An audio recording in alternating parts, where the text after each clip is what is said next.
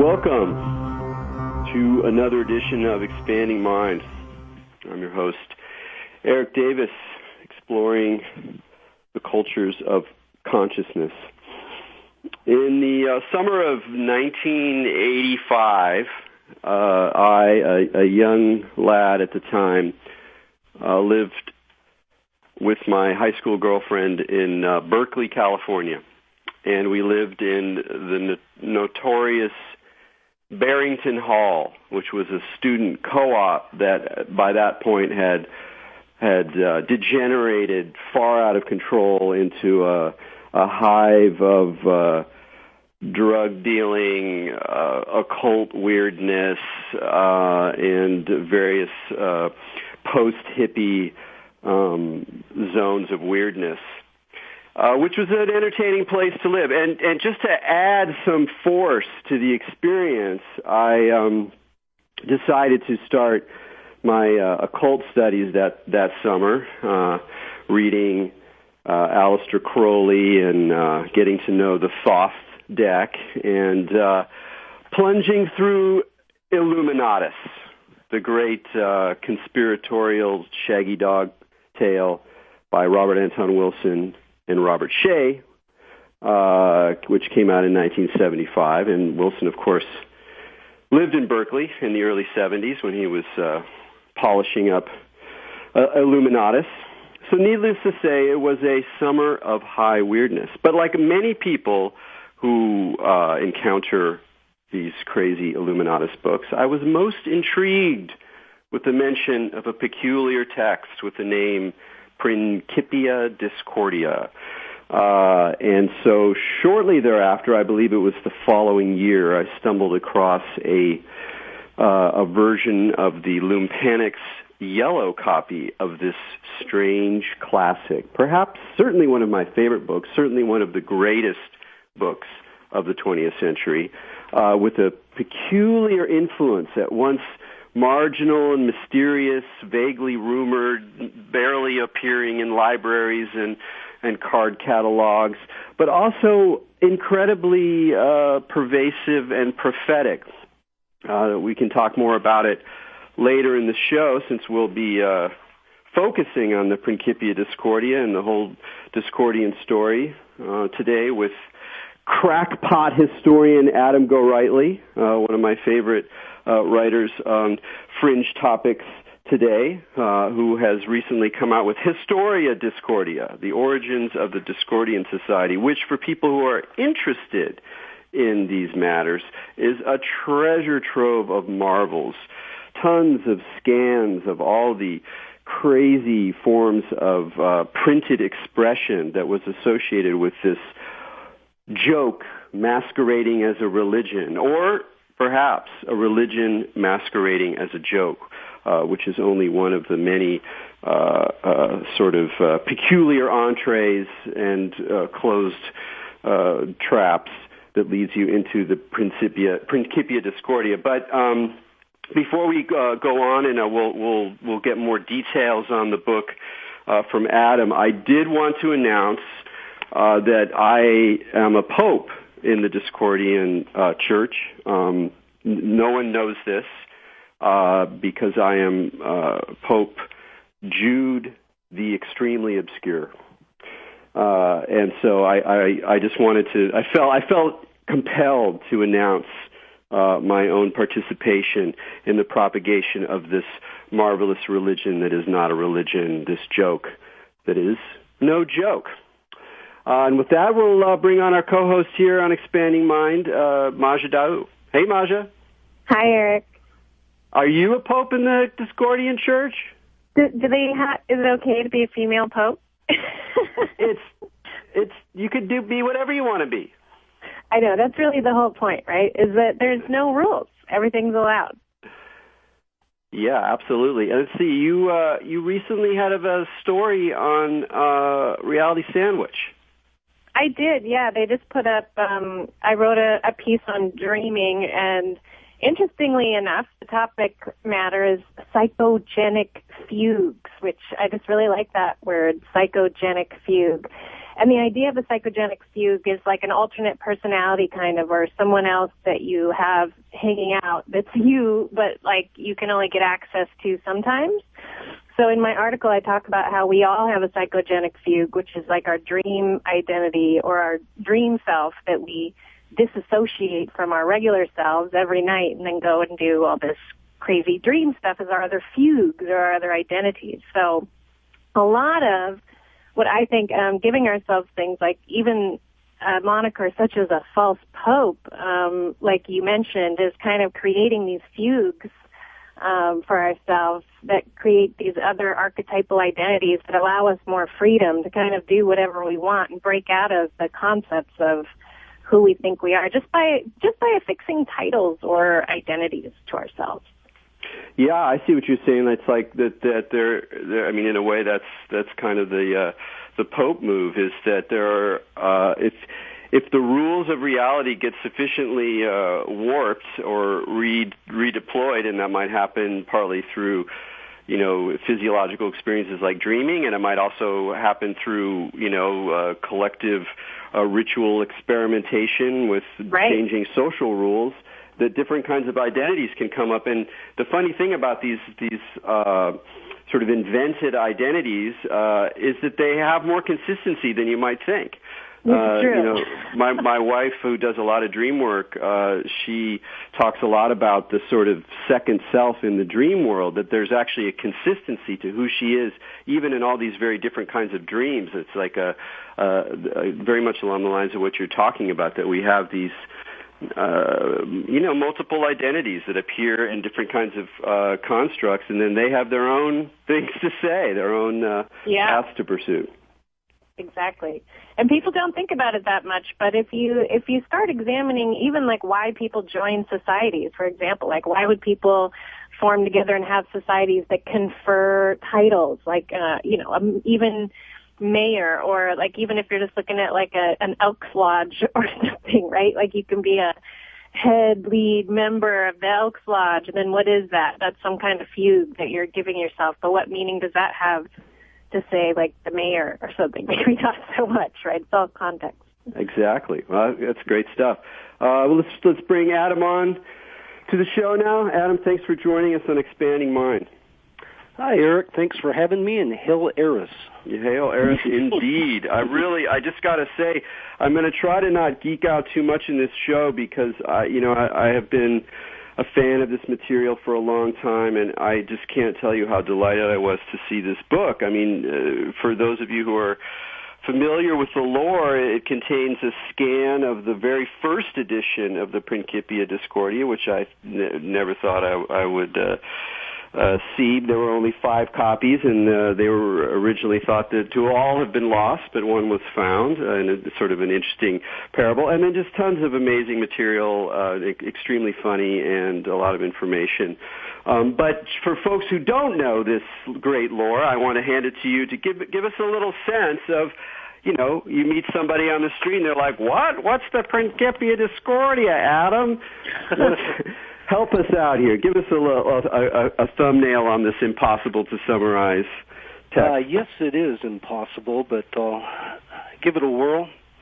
It all came about when a couple of young teenage lads, Kerry Thornley and Greg Hill, who lived in Southern California, Whittier, California, to be exact. This was in the late 50s, and they became friends in high school. Greg was a couple of years younger than Kerry, and so they were into a lot of crackpot, quote-unquote crackpot stuff. They used to go out and attend meetings of flying saucer cults and stuff like that, and they were interested in a lot of things, as well as philosophy and poetry, and so oftentimes they'd meet in a certain bowling alley, which later became a holy bowling alley when they had the vision of Eris there, the Greek goddess of chaos and discord, but I'm getting ahead of myself. So anyway, they'd have these discussions, and in the Principia Discordia, or Principia Discordia, people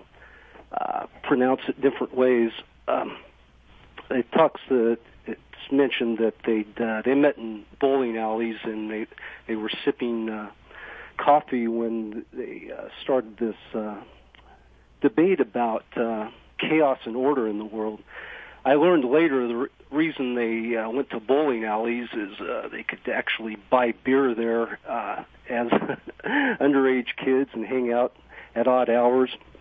And so anyway, they started this conversation about order and chaos in the world. And Thornley's position basically was that order in the world, basically order emerged from chaos. There was really no order in the world. It was just the prevailing form of chaos. Order was just another type of chaos. For instance, the madness that came out of the Pentagon, which to some seemed quite orderly, was just another form of unleashing chaos on the world.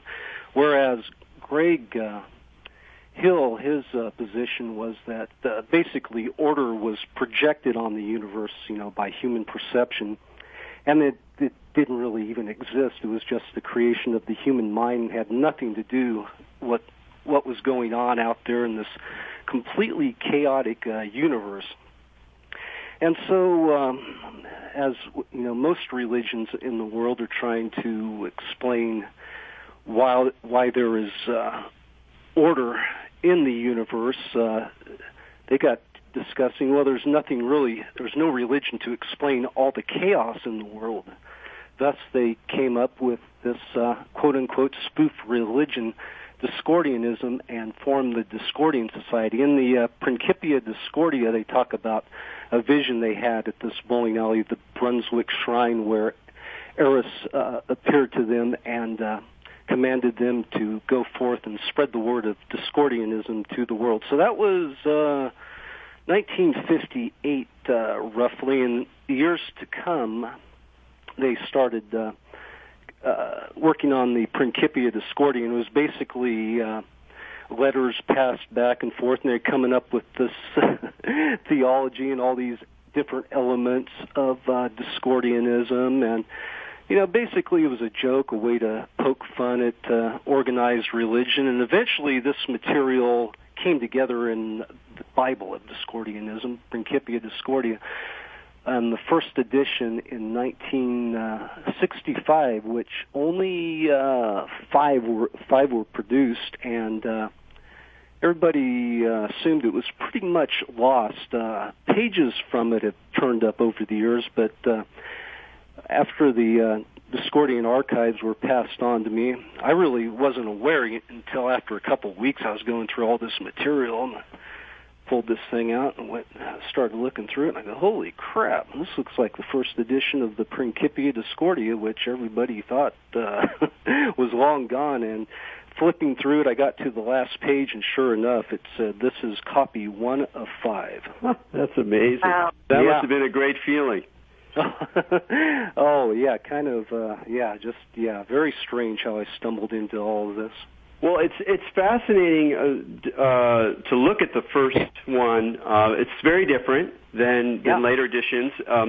You can really see, a lot of labor putting into constructing this organization. Like it really is looks like more like a religion in the sense that it's outlining doctrine, it's outlining the structure, the different orders.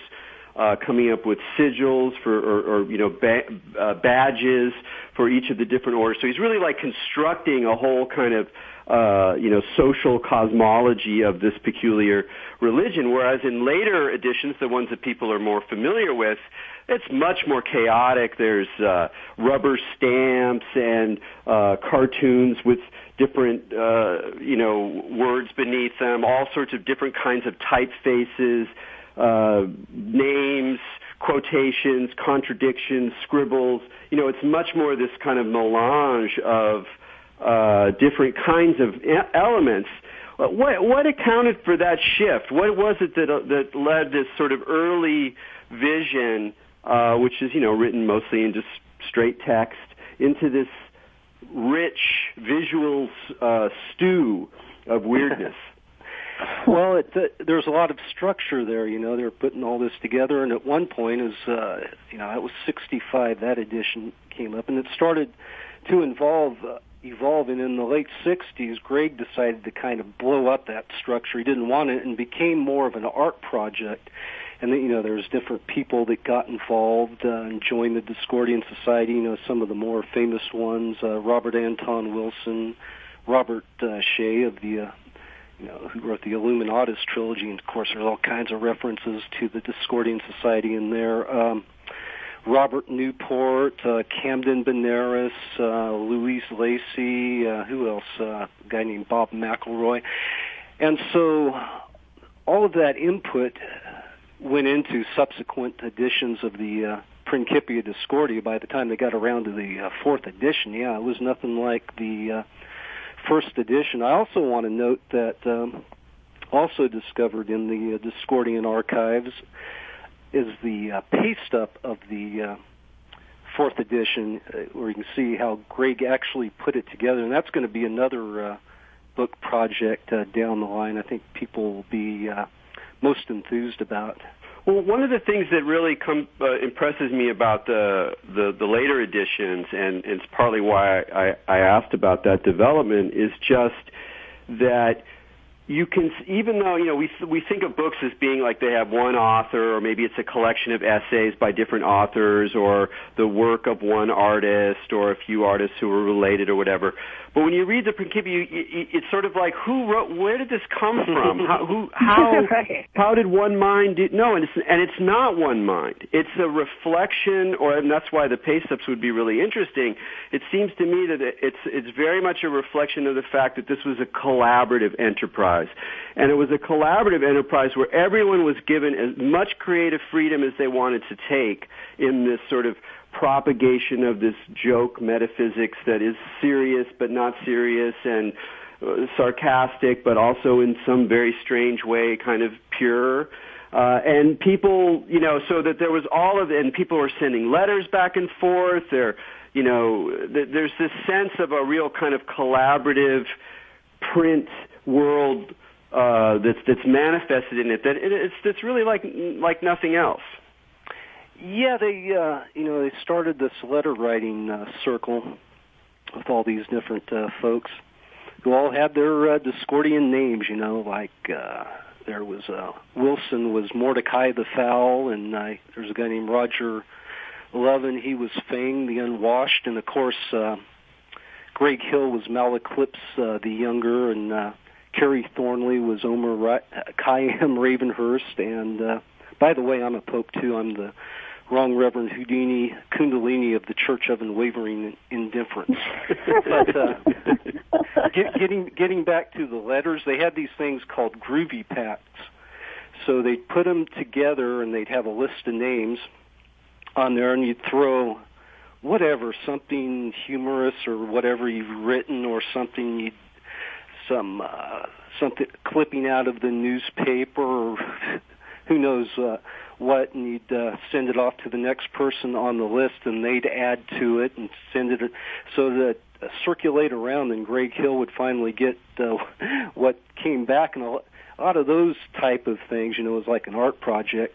That type of stuff went into the Principia Discordia. Right. Well, and let me ask you, I'm just curious, because within that kind of formulaic way to accumulate and amass information, it strikes me a lot similarly as to things that, like, the Surrealists were doing, particularly like Andre Breton and some of his groups with some of the ways they would sort of operate, or even you could even compare it a little bit to like how H.P. Lovecraft did with the Cthulhu stuff, right? And how there was just this openness of creative exchange within a group of people, and then they would use kind of those like narrative corpsey techniques to accumulate the data. Yeah. I'm not that familiar with how the Surrealists worked, but yeah, that was the process, and it was very mysterious, the Principia Discordia. It was, once again, the first one was 5 copies. Then, as they got to the 4th edition that was published by Ripoff Press, I'd have to refer to my notes, but it was like 500 copies that went out into the world, and it was in the underground, the subculture of the period. So, and nobody knew who's Malaclips the Younger, and this had a very small audience. Then when the Illuminatus trilogy came out in '76, it was dedicated to none other than Greg Hill and Kerry Thornley, and there's all kinds of references to Discordianism in the Principia Discordia. In the book, and a lot of people assumed, well, there's no such thing, they're just making all this stuff up. There was also another text, Discordian text, mentioned in Illuminatus called The Honest Book of Truth by Omar Khayyam Ravenhurst, and there was some snippets taken from that, but once again, people, you read that. I remember when I read Illuminatus, I knew nothing about Discordianism, who Greg Hill and Kerry Thornley were, so a lot of it was just went over my head, but as time progressed, people were asking, does this book really exist? And one of those was Michael Hoy with Loon Panics, and I think that's how that edition came about. And that was the first one Loon Panics put out was around 1978. And there's a couple of Loon Panics editions, actually. Once again, I discovered these in the archives. Most are familiar with the yellow cover, but prior to that, there was a white cover that had an introduction by Mike Hoy. So it, reached a larger audience because of Illuminatus, and of course, in the years to come, Discordianism has a huge presence on the internet, and throughout the world. There's this young Australian guy, a friend of mine, who's actually writing a book on modern-day Discordianism and the history, and he's traveled all around the world to interview Discordianism, and his name's, and this is a real name, Brenton Clutterbuck, not a made-up name, and his book is Chasing Eris, and he also helps with this Historia Discordia website. He'll put up an article now and then. But anyway, this all emerged from a bowling alley conversation back in 1958.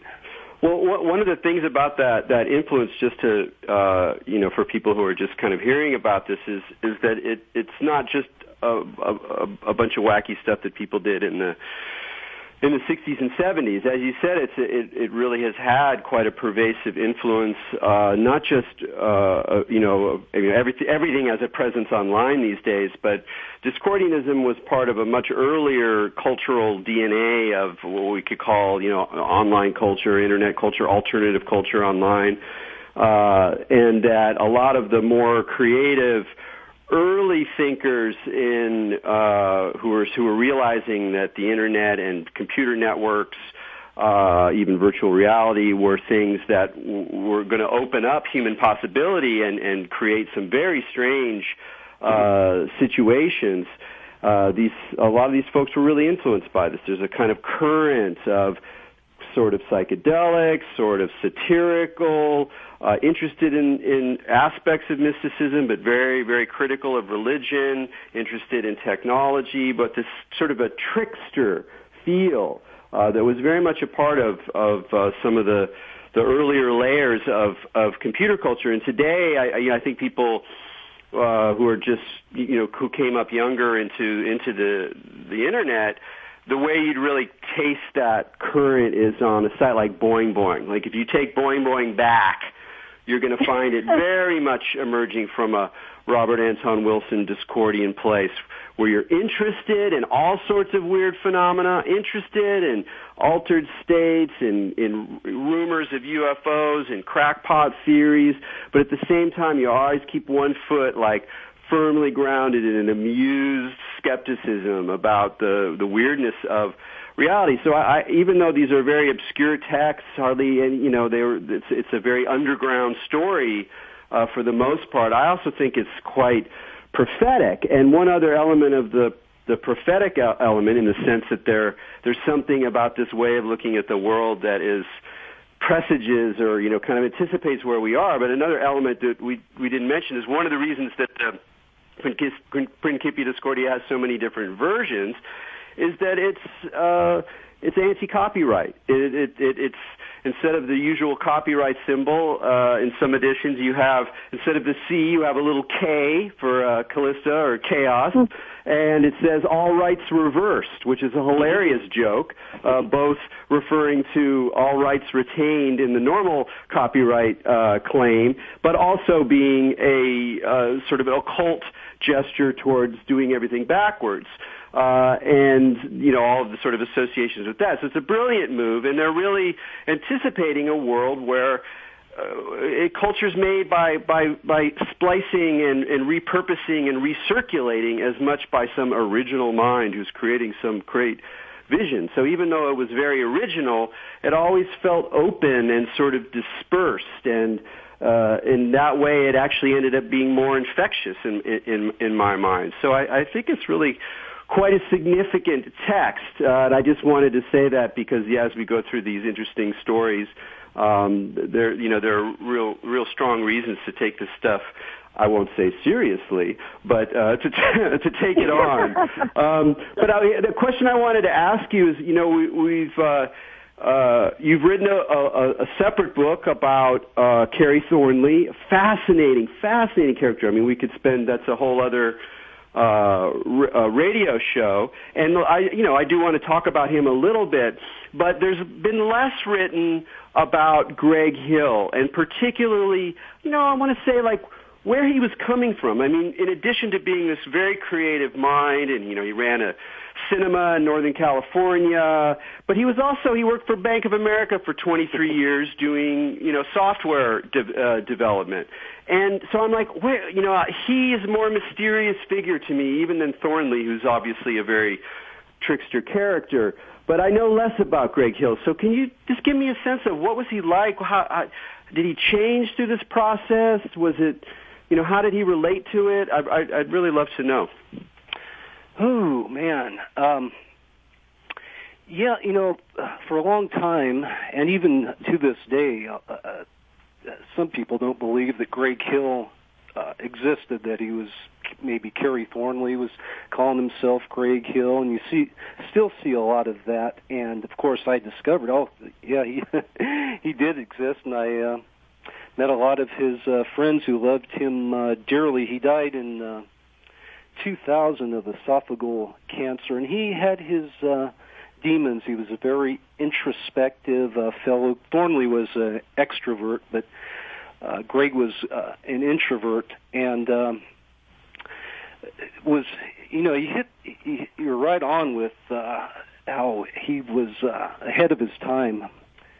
With the copy left, and a lot of people now I'm talking to are pointing towards this was an early stage of what's developed with Creative Commons and these type of things, and with the technology going through a lot of this material, I'm showing it to other quote-unquote nerds, and they're going, wow, how the hell did he do that? He must have had some type of early computer technology to make these different documents and things he was doing. So Greg was dialed into all that.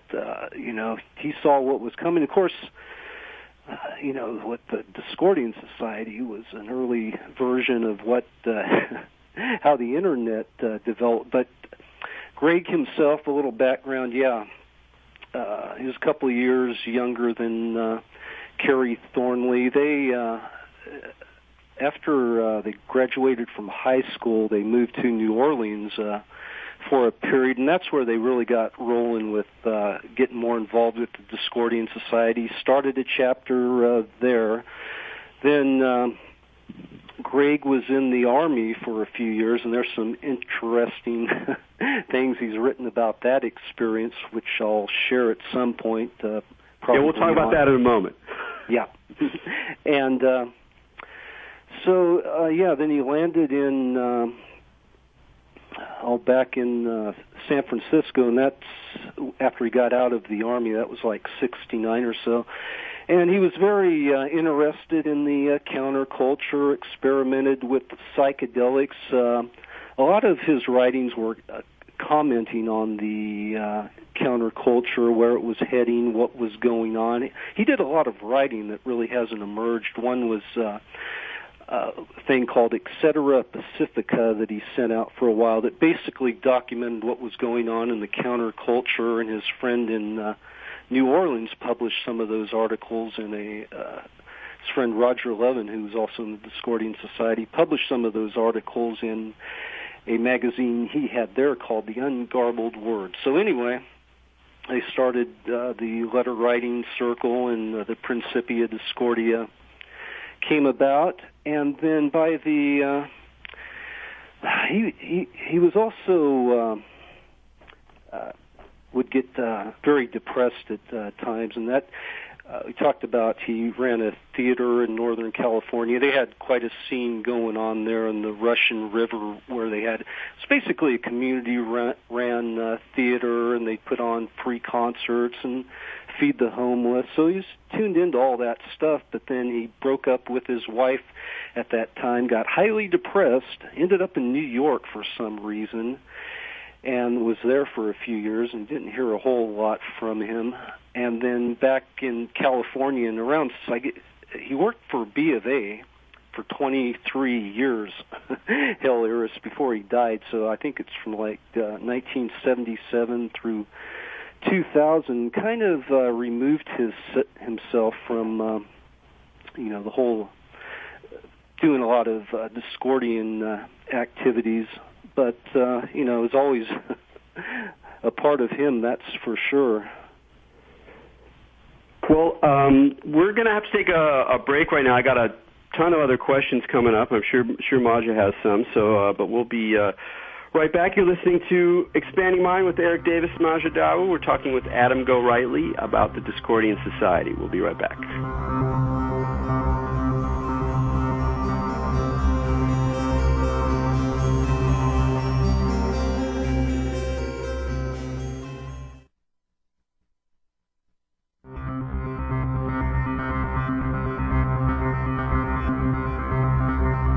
Welcome back to Expanding Mind on the Progressive Radio Network.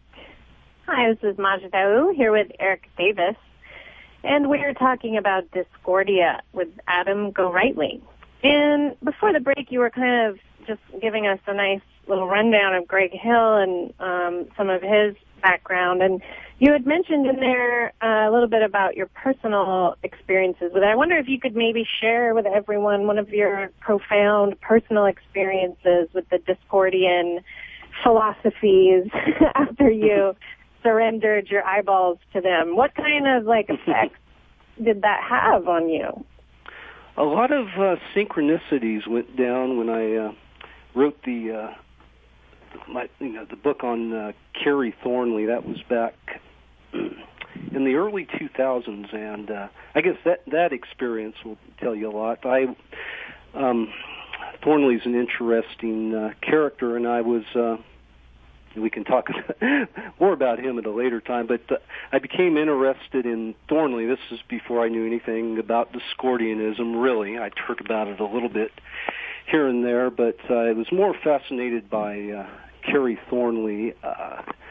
His name, it's been floating around in conspiracy theory type circles, and he was, according to Jim Garrison, involved in some way in the JFK assassination. He knew Oswald in the Marines and was actually writing a book about Oswald 3 years before the Kennedy assassination, and so there's a lot of weirdness about Thornley's life. And back in the early 90s, a fellow wrote a book called Conspiracy, Cover-Ups, and Crimes. His name's Jonathan Venkin. And there was a chapter about Thornley, and Venkin said, it was a great chapter, and Venkin talked about writing a book on biography of Thornley at some point. And so, I was slavering, waiting for that. I thought that'd be great. Venkin never got around writing it, so anyway, that's why I started collecting material on Thornley, and around in the late 90s decided to write the book. So in 2000, I received a rather cryptic email. And this email came to an address that is not a public address. mainly family and a few friends know it. But anyway, I got an email here from a guy named Robert Newport telling me that Greg Hill had died in July of 2000. That's curious. So I replied back to that. I have no idea how he got my email. I don't to this day, but I replied back asking him, did you know Kerry Thornley too? And he said, yes, I was friends with them in high school. Interesting. And he said he was also a founding member of the Discordian Society. So we started the correspondence, and I ended up meeting with Bob Newport at Robert Anton Wilson's place. This was in 2000. And Bob Newport brought an armload of materials, which he was calling the Discordian Archives. And so went through this stuff, and he let me take it home with me, and I scanned it and used some of that material for the Prankster and the Conspiracy, the book on Kerry Thornley. And I told him, I got the material back to him. I said, at one point, what you shared with me would make a great book. And would you be cool with me doing that at some point? He was fine with it. He said, yeah, it'd be great. His plan originally was to put up a website with a lot of the Discordian materials, but he got busy with other stuff like landscape painting. Really a tuned-in, great guy. And so anyway, the years passed, and I'd contact him now and then. Hey, you still cool with me doing the book? He said, yeah. He said, in fact, next time you're down here in Southern California, why don't you stop by and I'll give you everything. I didn't know what everything was, so we met, and I usually say 5 boxes of stuff just because it accords to the Discordian law of 5s, but he gave me several boxes of material, and which is, out of that has come several book projects and this website. But then it sounds like the Discordian material chose you. Well, exactly. But then I asked him again, how did you know to contact me? And he told me he had no idea. Wow, so that's highly unusual. I'm sure there's a rational explanation, but I haven't been able to find it. So I think Iris had a hand in all this. And, yeah, there was all kinds of synchronicities. I wish I'd kept a journal. One short one I'll tell you, and I think I wrote about this in the Prankster and the Conspiracy. A lady named Louise Lacey was part of the early days of the Discordian Society, and her name was, can we say profanity on this? Go right ahead. Her name was Lady L. F.A.B., and that was short for fucking anarchist bitch. So that was her Discordian handle, and she worked for Ramparts magazine back in the day, and she was friends with Eldridge Cleaver. And wow. She got that name because there was somebody else on the staff. They saw Louise walking towards them, and she was a anarchist or an anarcho-libertarian, and this fellow said to Eldridge, here comes that fucking anarchist bitch. To which Eldridge said, hey, man, back off. She's a good lady. She turned me on to artichokes. He'd never eaten artichokes. So, anyway, the story, Louise is a cool lady. She lives in the Berkeley, but I went to visit her, and she was looking for this picture of Thornley she had taken in the 80s sometimes. He was holding a harmonica, and she was going crazy, looking all over, couldn't find the thing. And we got talking about other stuff, and she had done a research project for Mickey Hart of the Grateful Dead, a book Mickey Hart did on history of drumming. And she kind of pointed to the book and ran her hand over it. Here it is. And so we left, and she said, I'll keep looking for that photo. It'll pop up. So after I left, it might have been later that night, she pulled out that drum book by Mickey Hart, opened it up, and there was the photo of Kerry Thornley we were looking for. Wow. Wonderful. Well, I want to underscore, there's so many elements to the story, but how important synchronicity is to Discordianism and indeed the worship of Eros and the whole thing, because synchronicity, it's almost like, the way I think about it is it's kind of like the equivalent of grace in the Christian church. Oh. You can't control it. Sometimes it happens, and it lets you know that there's some other order that's putting things together. But it's also a trick, and this makes it Discordian, because if you start to actually believe the story that is implied by the synchronicities, just the same way if you start to believe all the stories in the conspiracy lore that goes around this stuff as well, you go crazy. So you can't do it. But at the same time, you cannot deny the hand of something peculiar, or at least the perception that there is some hand behind things, organizing things. So it's the experience of synchronicity, where it seems like you're inside somebody's story, or there's been a setup for you to have this particular kind of experience, is the perfect example of order and chaos, because it seems like there's a higher order, but if you pursue it, you end up in serious confusion. So it's a beautiful expression of this trickster sensibility that goes along with it. And of course, there's tons of synchronicities in the Illuminatus, and especially in Robert Anton Wilson's wonderful book, the Cosmic Trigger 1, where he talks about the way that all of this material leaked into his actual experience, to his daily life. And so I always think of synchronicity as being a key thing. But I wanted to ask you about another element that you brought up with Louise, talking about her as an anarchist. And of course there is a strong libertarian current going on or inside of the Discordian materials. If there is a spirituality there, it is spiritual anarchism. And to my mind, I think one of the big mistakes or errors that people make when they think about the 60s and the consequences of the 60s and the counterculture and all the experiments and all the chaos is to think about it that it was either left-wing, radicals fighting in the streets, or narcissistic hippies tripping in the woods and, trying to build a commune. Those are very important stories. But there's a current of a kind of anarchism, a kind of libertarianism that veers between the right-wing individualist style and the left-wing collectivist style. But the anarchism is very different than the kind of new left rhetoric, the militancy, the seriousness of the new left, all that stuff. And that actually this is much more influential than people give credit for. So I'd love to hear a little bit, whether it's with Thornley or Hill, just a sense of where that kind of anarchist strand, how the attitude towards religion is also an attitude towards politics. Oh man, that's a weighty question there. But that's what they pay me for. You nailed it. Actually, they don't pay me, but you know what I mean.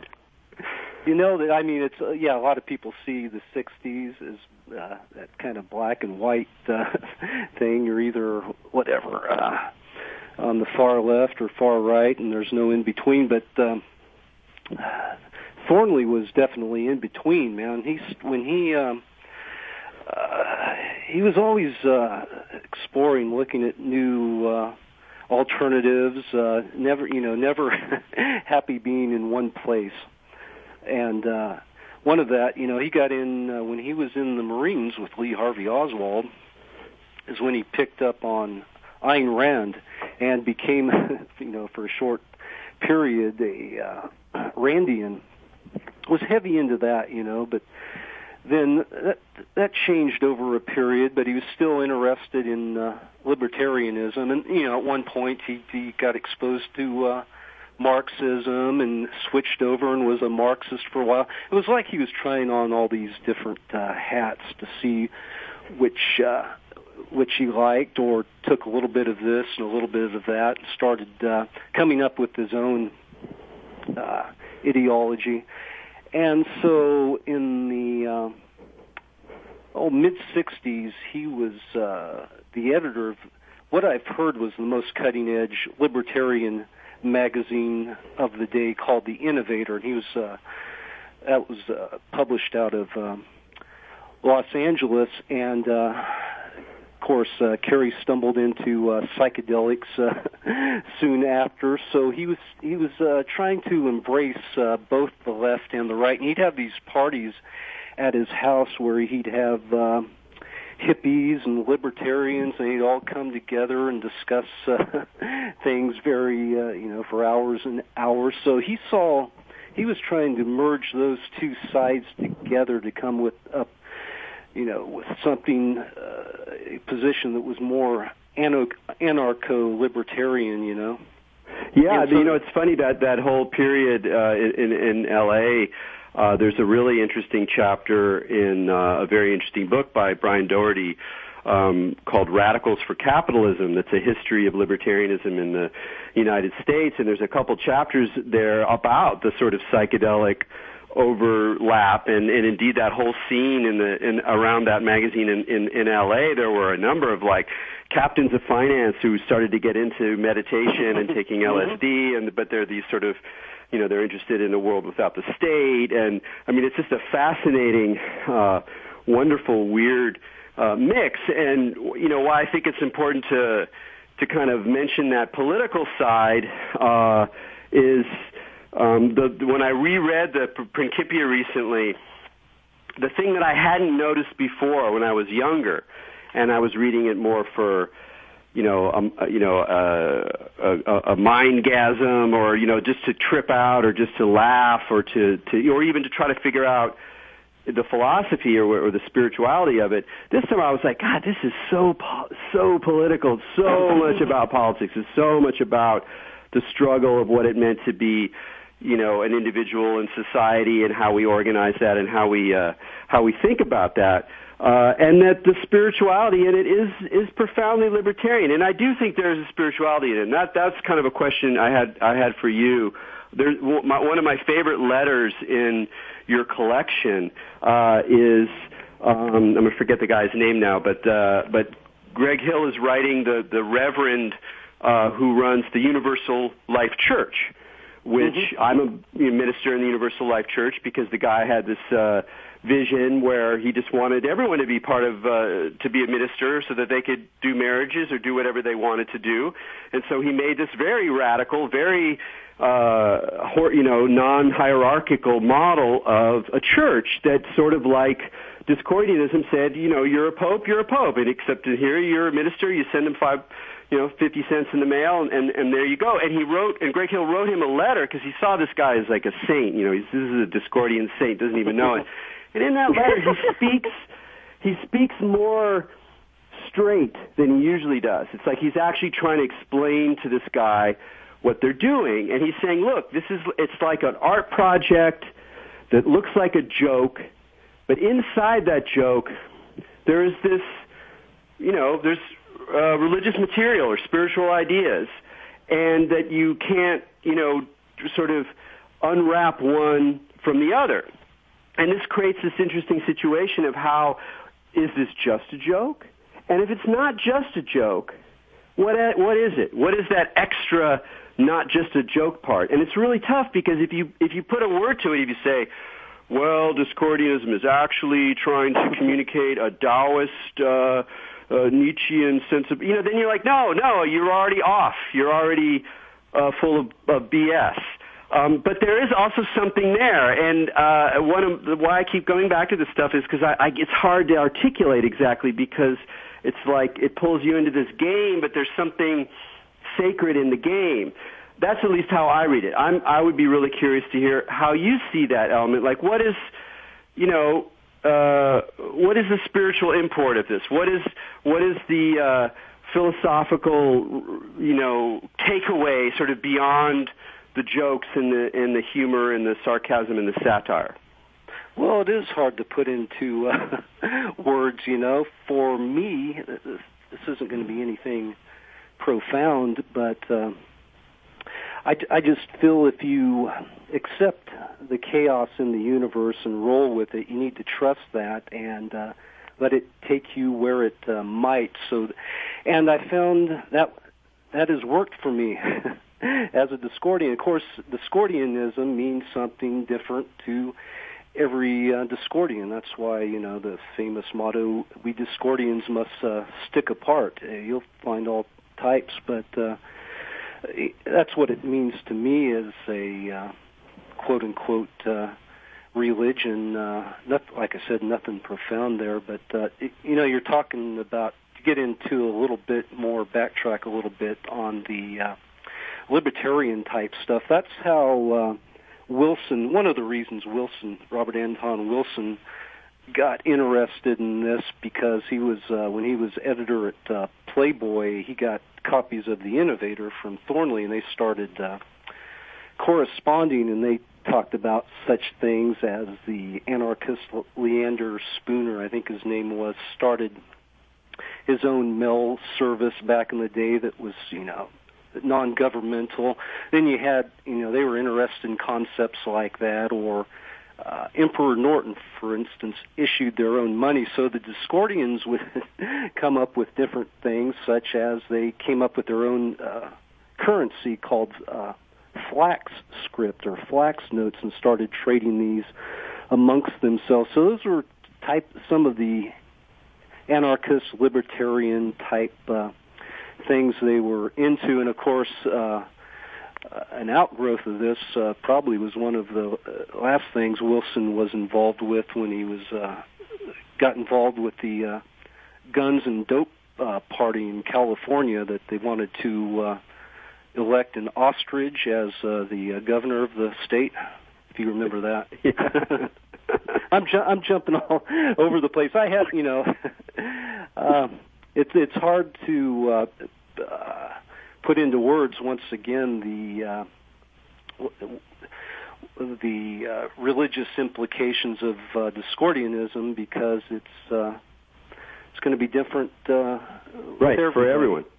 Yeah. Well, one thing just also I feel compelled to mention that the way in which Discordianism played with the great bugaboos who still rule the conspiratorial imagination, and of course I'm speaking of the Illuminati. And it's actually kind of interesting we made it this far, Adam, without mentioning the Illuminati, because of course they're very aware of what we're doing right here now. And but the thing that I discovered from your book that I didn't know about, wonderful story, and I know we don't have much time here, so we can't go too far, but is how Robert Anton Wilson and Kerry Thornley started screwing with people in the JFK investigation that was taking place in Jim Garrison's office, precisely through this idea of the Illuminati. Can you tell us that tale?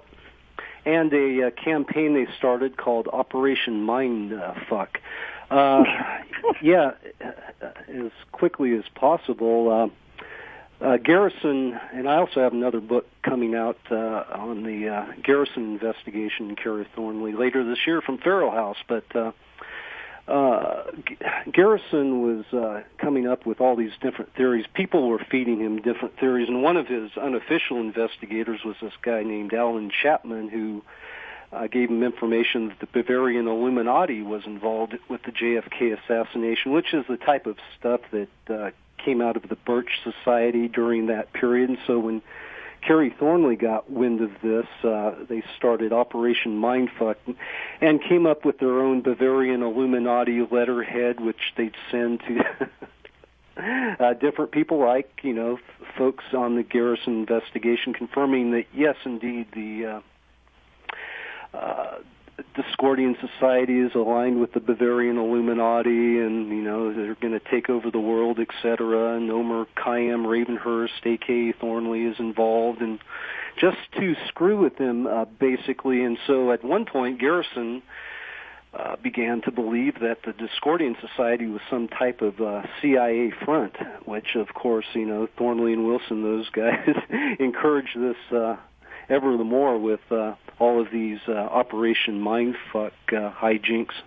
which included an exchange of letters in the letters column in Playboy, in the Playboy Forum, which you also include in your wonderful archival collection, which is so beautiful because, like earlier, Maja mentioned Lovecraft, and the way that, like, you know, part of the reason Lovecraft's universe is so powerful and still with us today is because he turned it into a game where he'd invite other people to play, that other writers would use the same mythos, or they would play with the names of the deities, and it became this kind of open game. And part of the game works by blurring the categories of fiction and reality, or fiction and actuality. And in a brilliant way, and that's one thing I really got from your book, is how much they were also in all sorts of different ways, using letter campaigns and writing, you know, things and making claims and counterclaims. We're also saying, hey, we can blur this line between fiction and reality, between religion and skepticism, and by doing that, create a kind of collective game that has no boundaries, that nobody's really in control of, that we don't know how far it's going to go. And it's a really, really beautiful move. And again, it all kind of comes out of that. You know, really reminds you how much that the JFK and the conspiracy around JFK is the background for a lot of stuff that comes out of the '60s. Yeah, well, I couldn't have said it better myself. Well, we got to wrap it up here. I want to thank you, Adam. I want to send people to, in addition to the website that is your name, Adam Gorightly, there is the great website on the HistoriaDiscordia.com, which is also the name of the wonderful book. And and it sounds like, what's the name of the Jim Garrison book that's coming out on Feral House? It will be called Caught in the Crossfire, Kerry Thornley, Oswald, and the Garrison JFK Investigation. Oh, fun stuff.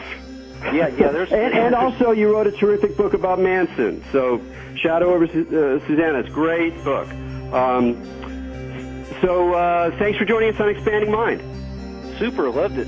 Great. All right, from me and Majid, all you out there, keep your minds open.